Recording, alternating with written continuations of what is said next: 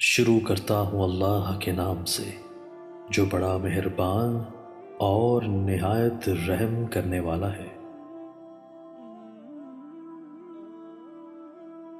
حضرت انس رضی اللہ تعالیٰ عنہ کہتے ہیں کہ رسول اللہ صلی اللہ علیہ وآلہ وسلم نے فرمایا، اپنی نماز میں اپنی موت کو یاد کرو، کیونکہ جب آدمی اپنی نماز میں اپنی موت کو یاد کرتا ہے تو وہ بہتر انداز میں اپنی نماز ادا کرتا ہے، اور اس شخص کی طرح نماز پڑھو جسے یقین ہو کہ وہ اس کے علاوہ کوئی اور نماز ادا نہیں کر سکے گا، اور ہر اس معاملے سے بچو جس سے معذرت کرنی پڑے۔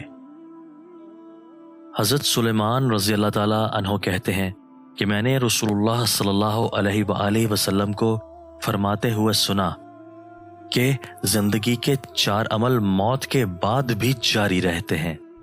وہ شخص جس کی نیک اولاد ہو اور وہ اس کے لیے دعا کرتی ہے، ان کی دعائیں اس تک پہنچا دی جاتی ہیں۔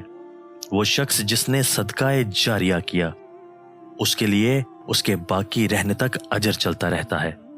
وہ شخص جس نے علم سکھایا جس پر اس کے مرنے کے بعد بھی عمل کیا جاتا رہا، اس کے لیے بھی اتنا ہی اجر ہوگا جتنا اجر عمل کرنے والے کے لیے ہے، اس کے اجر میں سے کچھ بھی کم نہ ہوگا۔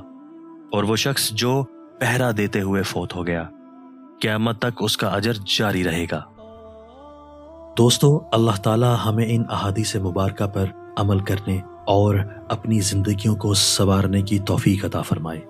دوستو، اچھی بات پھیلانا بھی صدقہ ہے۔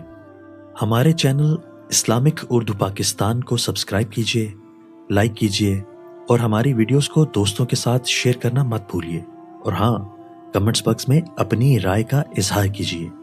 آپ کے تعاون کا شکریہ۔